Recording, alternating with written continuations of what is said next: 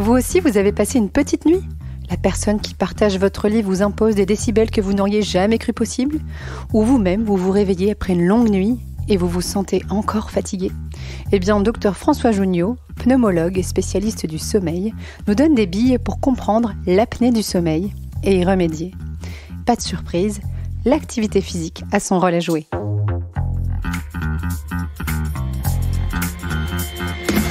Vous avez une question ? On a la réponse. Vous écoutez Conseil Sport, le podcast bien-être, santé, nutrition de Decathlon. Bonjour, Dr Junio. Bonjour, Céciliane. Est-ce que je peux te tutoyer, t'appeler François ? Mais avec plaisir. Alors, on t'a déjà entendu dans les podcasts précédents, dans les épisodes précédents avec Sandrine, où on parlait de sommeil et de sport. Merci de me recevoir au sein de la Louvière. Donc, tu peux m'expliquer un petit peu cette clinique ? Donc, l'hôpital privé La Louvière est basé à Lille et c'est un service de pneumologie, mais c'est aussi un grand centre de sommeil. On peut héberger tous les soirs une dizaine de patients qui viennent dormir pour explorer leur sommeil. Et on fait ces explorations aussi bien chez les enfants que chez les adultes aujourd'hui. D'accord, ici, donc on traite des gens qui ont des problèmes de respiration, et notamment pendant le sommeil. Et je suis venue, en effet, parler de l'apnée du sommeil et des éventuels bénéfices de la pratique sportive pour cette pathologie. Alors justement, qu'est-ce que c'est l'apnée du sommeil ? L'apnée du sommeil, c'est un trouble respiratoire. Oui. C'est pour ça que moi qui suis pneumologue, je suis intéressé à la chose. On va vraiment parler de respiration et de ventilation anormale pendant le sommeil. Donc l'apnée du sommeil, c'est en fait un ensemble d'anomalies respiratoires qu'on va vulgairement appeler apnées, mais qui ne sont pas forcément que des apnées. D'accord. Une apnée, c'est un arrêt respiratoire qui va durer plus de 10 secondes pendant qu'on Oui. dort. Mais on n'a pas que des apnées, on peut faire aussi des hypopnées, des ronflements, imitation de débit, des baisses d'oxygénation, enfin bref, Tout ça, c'est la même famille. Voilà, toute une famille d'anomalies respiratoires qu'on va rassembler dans le terme générique apnée du sommeil et qui ont les mêmes conséquences finalement sur le sommeil et la santé. D'accord. Et justement, alors, avant de parler des conséquences, à quoi c'est dû en général ? Donc, l'apnée du sommeil a plusieurs conséquences possibles.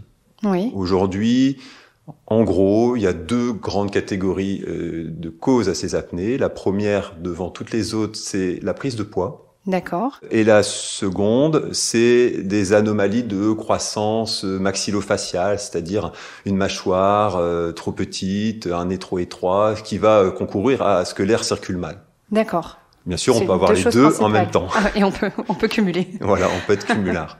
Et donc ça, c'est deux grandes catégories d'anomalies. Donc la prise de poids, c'est parce qu'on a des dépôts de graisse qui se font au niveau de votre langue, au niveau de la gorge, et donc ces dépôts graisseux vont venir rétrécir les voies respiratoires supérieures, notamment essentiellement au niveau de la gorge et de la langue. Et puis donc les anomalies anatomiques, c'est donc tout ce qui va concourir à faire obstacle à l'écoulement de l'air entre les narines et les poumons. Oui. Et donc ça peut être au niveau des fosses nasales, une déviation de cloison par exemple, ou un débouché sur une inflammation allergique par exemple. Ça peut être chez les enfants des grosses végétations ou des grosses amygdales un petit peu plus bas, des polypes nasaux, ce sont des causes d'obstruction. Et puis d'autres personnes sont peut-être passées entre les mailles du filet de l'orthodontie et ont eu une mâchoire qui s'est pas assez développée pendant leur adolescence et ont gardé donc une mâchoire qui est petite, un palais qui est étroit et aussi des fois en retrait. On peut avoir des mâchoires qui sont en retrait, on appelle ça le rétrognatisme. Et dans tout ça aussi concourt à ce que l'air circule pas bien quand on dort, quand tout est relâché, qu'on est allongé dans son lit. C'est incroyable comme c'est pluridisciplinaire en fait. Il y a plein de spécialistes qui peuvent... Exactement. La prise en charge d'un trouble respiratoire la nuit, c'est vraiment l'affaire de plein de médecins en fait. Et même pas que des médecins d'ailleurs, des kinés aussi, des diététiciens. Enfin, il y a beaucoup de choses beaucoup de personnes qui s'occupent maintenant des troubles du sommeil. Et nous, pneumologues, on était peut-être un petit peu les précurseurs, mais aujourd'hui, ça s'est vraiment démocratisé en médecine et ça intéresse vraiment beaucoup de monde. Quelles sont les conséquences de l'apnée au quotidien ? Comment ça va se traduire ? Comment on va savoir, en fait, parce que quand on dort, on ne sait pas, qu'on fait de l'apnée ? Alors, on peut avoir des signaux d'alerte. On a les partenaires des fois. Alors, exactement, les témoins. Ouais. Témoins, conjoints, conjointes, donc qui, la nuit, observent des anomalies donc de la ventilation, s'inquiètent de ça et vont pousser leur conjoint, leur conjointe à consulter pour ça. Donc, effectivement, constater l'arrêt de la respiration. J'entends plus monsieur, j'entends plus madame respirer pendant longtemps, ça m'inquiète. Les ronflements, évidemment, qui sont souvent le signe d'appel, un petit peu. Il ronfle beaucoup, tout le temps, ça va pas. Mais le patient, celui qui est victime de l'apnée du sommeil, peut quand même avoir quelques signes la nuit aussi. Il peut se réveiller en sursaut, impression d'étouffer, manquer d'air, avec le cœur qui bat la chamade, des sueurs importantes, une sensation parfois de mort imminente, enfin quelque chose vraiment qui peut être inquiétant. Ça, c'est quand on fait des apnées très longues et qu'on se réveille à cause de ça. D'autres décrivent la bouche sèche, mal à la gorge le matin, comme si ça avait travaillé à fond durant toute la nuit. Des réveils inopinés, répétés, inexpliqués. Je me réveille tout le temps la nuit, je comprends pas pourquoi j'arrête pas de me réveiller. Qu'est-ce qui se passe? L'apnée peut être la cause. Envie d'aller faire pipi souvent, ça aussi c'est quelque chose qui est décrit. Et aussi les maux de tête. Le matin, la tête lourde, alors qu'on a dormi 8 heures, tout va bien, et on a un sommeil qui est pas réparateur, on a mal au crâne. Et ça, c'est des signes d'alerte plutôt nocturnes ou du petit matin. Et puis après, en journée, quand même pas mal de signes aussi qui peuvent être évocateurs d'un trouble du sommeil un peu plus large, apnée et pas que. C'est je suis toujours fatigué, alors je dors comme il faut. Je me sens somnolent, en situation passive d'abord, puis même des fois en situation active, au volant, j'ose plus conduire. Il y a des patients, des fois, ils disent ça, j'ose plus prendre la voiture parce que j'ai peur de m'endormir rapidement. Des troubles de concentration, des troubles de mémorisation, l'attention, la vigilance, tout ça c'est très perturbé. Et puis ça peut aller jusqu'à des troubles de l'humeur. On peut finir par déprimer à force d'être fatigué tout le temps. Et on peut traiter une dépression à tort alors que c'est en fait un trouble du sommeil qui n'a pas été dépisté. Et ça concerne, donc tu l'as dit, les adolescents, les enfants, mais à tout âge. Tout âge, on peut faire des apnées du sommeil. Et combien de personnes environ sont concernées par le sujet? Des gens qui ont des apnées du sommeil suffisamment sévères qui justifient d'être traités par exemple avec une machine, pour parler d'un des traitements connus qui est la ventilation nocturne. Aujourd'hui, c'est plus d'1 500 000 Français qui ont ça. Et on pense qu'on a encore la moitié qui dort tout seul et qui sait pas. Qui n'ont pas encore été dépistés. Voilà. Donc peut-être 3 millions de Français qui ont besoin d'une machine. Aujourd'hui, on a aussi des patients qui mettent des orthèses, des appareils dentaires qui aident à la ventilation. Ces appareils. Tu m'en montres un là sur ton bureau. Voilà, j'en ai un sur le bureau parce que je le montre à mes patients. Donc ces appareils en fait qu'on met la nuit, il y a 100 à 200 000 personnes qui ont ça maintenant. Ça ressemble à un dentier. Ça ressemble à un dentier, c'est comme des gouttières qu'on met quand on fait du dégrincement de dents, du bruxisme. D'accord. Ça ressemble un peu à ça, sauf que cette particularité, c'est que ça avance sa mâchoire vers l'avant pour dégager le fond de gorge. D'accord. Ça, c'est 100, 200 000 personnes qui ont ça aujourd'hui. Donc, on arrive vite à déjà presque 2 millions de personnes qui ont un traitement en cours pour les apnées du sommeil. Et puis, il y a aussi d'autres personnes qui n'ont pas été dépistées, et puis d'autres qui se soignent différemment. Il n'y a pas que la machine, on parlait des causes, on parlait du poids, etc. Donc, alors, tu me parles des orthèses, et moi j'ai envie de parler de sport, évidemment, parce que je sais que la solution, elle peut se cacher dans l'activité physique et sportive. Donc, quel est le bénéfice, j'ai une petite idée, de l'activité physique pour l'apnée du sommeil? Alors, j'imagine que ça va agir sur une cause, par exemple la prise de poids. Par exemple, alors donc l'activité physique, c'est très très vertueux pour la santé, on sait tous. En général. Et c'est très vertueux pour le sommeil en particulier. L'activité physique, elle est vraiment préconisée pour des gens qui ont des troubles du sommeil, notamment pour des patients qui ont des troubles de l'endormissement, du maintien de sommeil, des problèmes d'insomnie, parce que ça va approfondir le sommeil, ça va amplifier les rythmes biologiques, qu'on dit circadiens sur 24 heures. Donc c'est vraiment des vertus intéressantes là-dessus. Et puis l'activité physique, pour ce qui concerne vraiment l'apnée du sommeil, bien sûr ça dépend de la cause. Oui. Pour ce qui concerne des patients en surpoids, on a vite compris que par l'activité physique, en bougeant, en mangeant mieux, on peut maigrir. On peut réguler son poids. Et en maigrissant, évidemment, on peut guérir d'un trouble respiratoire. Nous, on le voit, j'ai des patients qui sont en surpoids, chez qui on dépiste des apnées du sommeil. Après un maigrissement, quand on refait un enregistrement du sommeil, parce que c'est comme ça qu'on fait le diagnostic par un enregistrement du sommeil, il y a une fraction de ces patients qui guérissent de leur trouble respiratoire.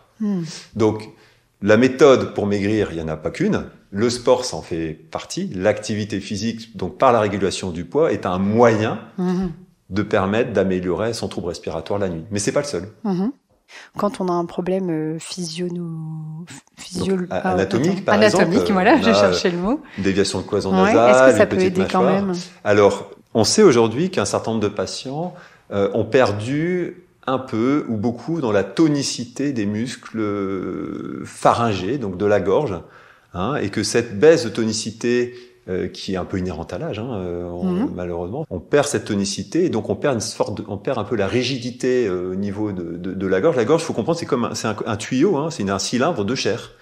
Donc il y a des parties osseuses, on a parlé de la mâchoire, du nez, etc. Mais il y a aussi des parties qui sont complètement molles, qui sont des surfaces musculaires avec un revêtement muqueux. Et donc ces muscles ont une certaine tonicité. Et quand vous allez respirer la nuit, même la journée, quand on inspire, quand on fait rentrer de l'air dans ses poumons, en fait, on abaisse son diaphragme et donc on crée un appel d'air au niveau du nez et de la gorge. En fait, on aspire de l'air quand on inspire. Donc cette aspiration, elle crée en fait une sorte de dépressurisation. J'espère que je suis clair. Donc au niveau de la gorge. Donc moi je te vois faire les gestes, ça me va. Il y a une baisse en fait, il y a un appel d'air au niveau de la gorge. Donc si la gorge elle est trop molle, eh ben elle va s'affaisser. C'est comme une paille un peu molle. Quand vous buvez un cocktail, vous aspirez un peu trop parce qu'au bout c'est un peu bouché. La paille elle se suctionne. Donc on n'arrive pas à aspirer. Donc tu es en train d'expliquer que plus on avance en âge et plus on va perdre en tonicité au niveau de la gorge, et le sport peut aider à retrouver cette tonicité au niveau de la gorge. L'activité physique, mais pas que, permet d'améliorer la tonicité musculaire au sens large et en particulier participe à la tonicité des muscles pharyngés.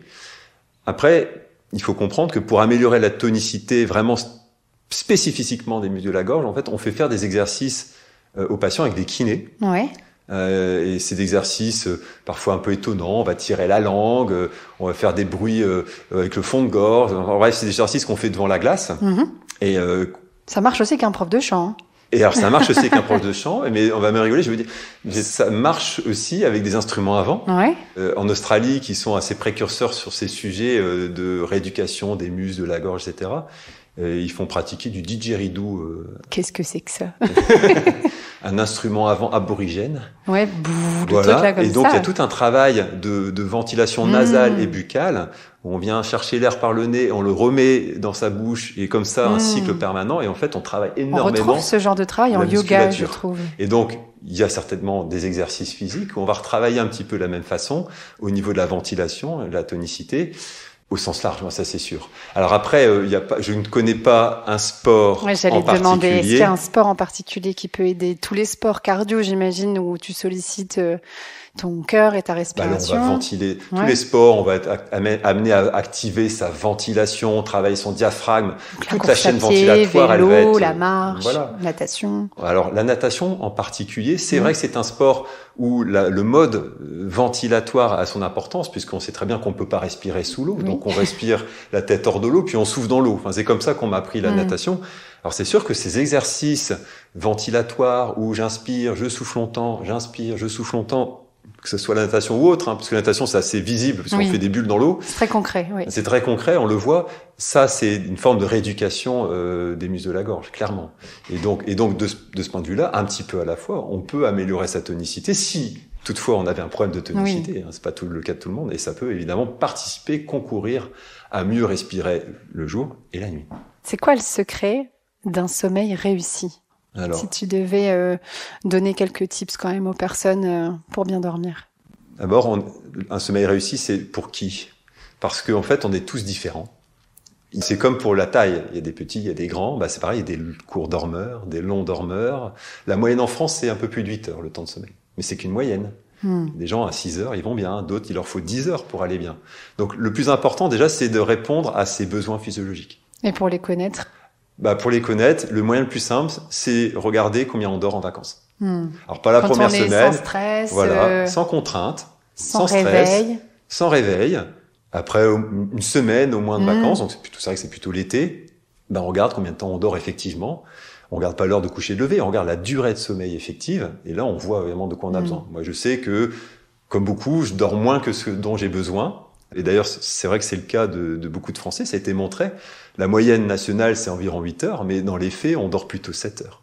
Avant, c'était que la semaine, et le week-end, c'était préservé, et maintenant, c'est même le week-end, on dort moins. Mais pourquoi on court après le temps, on veut faire tellement de choses dans une journée. C'est ça, c'est notre mode de vie, on attend beaucoup, on demande beaucoup, on est très exigeant, et on oublie que le sommeil, c'est vital, c'est un tiers de notre vie. Un tiers de notre vie, on ne peut pas s'empêcher de dormir. Nous est utile. Si on s'arrête de dormir, on finirait par mourir. Heureusement, le cerveau est bien fait, il nous oblige de dormir. Mais donc, du coup, un sommeil réussi, c'est déjà un sommeil qui est cohérent avec ses besoins, donc respecter ses besoins. C'est un sommeil régulier. La régularité, c'est important. Il faut se coucher, se lever toujours à peu près à la même heure, si c'est possible. Si bien sûr on a des contraintes en semaine, quand on travaille, qu'on est obligé de un petit peu grignoter son temps de sommeil, on peut récupérer un peu le week-end, mais pas dans une mesure extrême. Il faut faire attention notamment aussi de pas trop se décaler dans les horaires de coucher et de lever.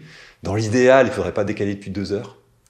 Sinon, on appelle ça le jet lag social. On se met en jet lag le week-end, donc le début de semaine est bien compliqué. Et on voit ça beaucoup chez les enfants, les adolescents qui, le week-end, ils se couchent hyper tard, ils se lèvent à midi, et puis le lundi, le dimanche soir déjà, ils savent pas s'endormir, et le lundi, ils savent pas se réveiller, et ils commencent déjà leur semaine fatiguée. Et puis un sommeil réussi, c'est un sommeil qui vous rafraîchit, qui est réparateur, qui vous nourrit, si je puis dire. Le matin, on a l'impression d'avoir la pêche. La journée, on n'a pas de somnolence, on n'a pas la sensation d'être fatigué anormalement. On a une bonne vigilance, on arrive à se concentrer.